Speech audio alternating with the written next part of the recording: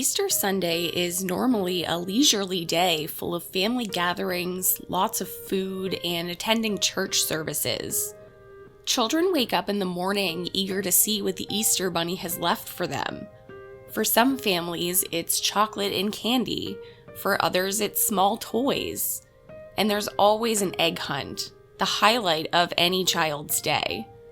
It feels like on this idyllic family holiday that nothing could go wrong. That's exactly how the Ruppert family felt on Easter in 1975, until the youngest brother of the family snapped and murdered his entire family on Easter Sunday. This is a brief history of James Ruppert.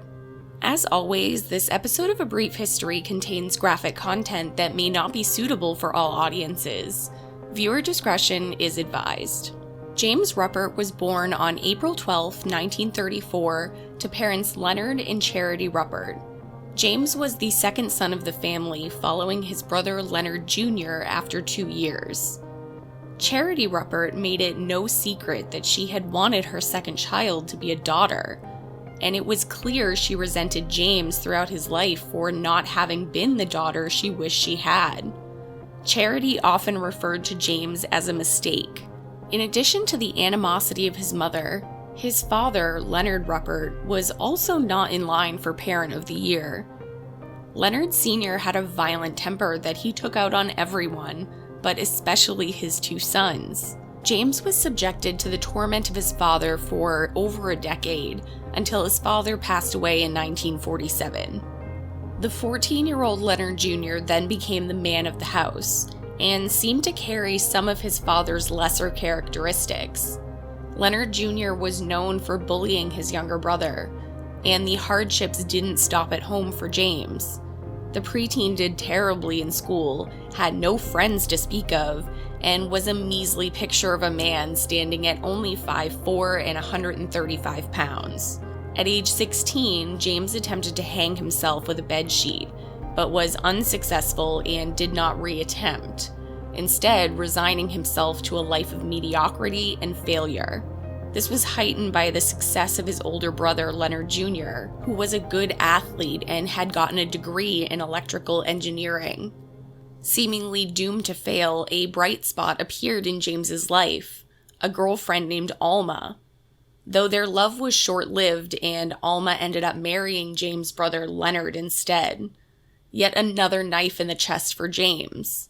Alma and Leonard married and ended up having 8 children together, while James remained unemployed and living at home with his mother.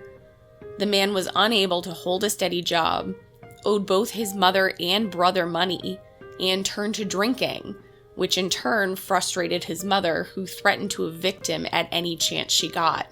On Easter Sunday, 1975, the family gathered at Charity Ruppert's house that she shared with her son James. The family of 11 gathered downstairs while James slept up in his bedroom, trying to work off a hangover from the night before. The family did all the typical Easter activities and finished off with an egg hunt for the 8 children ranging from 4 to 17 on the front lawn. After the egg hunt, the family went back inside the home and began preparing a meal, the adults in the kitchen and the children playing in the living room.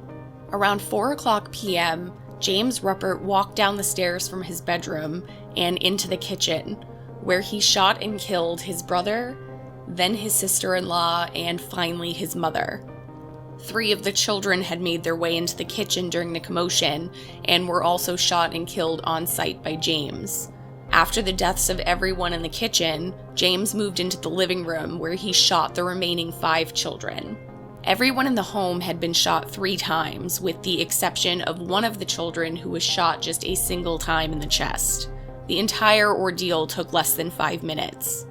James hung around his house for 3 hours while the bodies lay there, until he finally called police and reported what he had done to his family.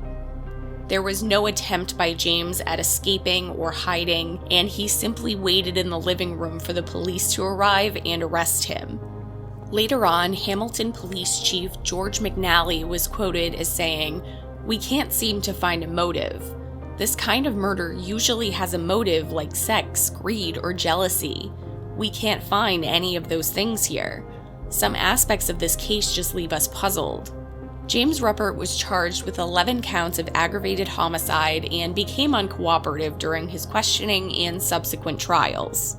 During his first trial, James was found guilty of all 11 counts and sentenced to life in prison, but the trial was declared a mistrial due to the notion that he would not receive a fair trial in the county he was tried in due to having grown up there. The second trial also found him guilty, and he received 11 consecutive life sentences. But this judgment was appealed by James's lawyer, who was convinced his client was insane.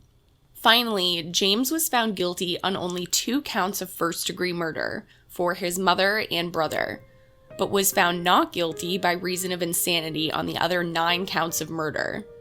James was sentenced to 2 life sentences to be served consecutively. James Ruppert is still incarcerated at Franklin Medical Center, a unit of the Ohio Department of Rehabilitation and Correction. What do you think caused James Ruppert to snap that Easter morning? Had his life gone differently, could this all have been avoided? Leave your thoughts in the comments below. And if you'd like to suggest future episodes of A Brief History, be sure to join the Discord found in the description box. Thank you for joining me for another episode of A Brief History. Don't forget to like and subscribe for more true crime Sims content every Friday or Saturday. This has been hiphiprenee. Stay safe, and I'll see you next time.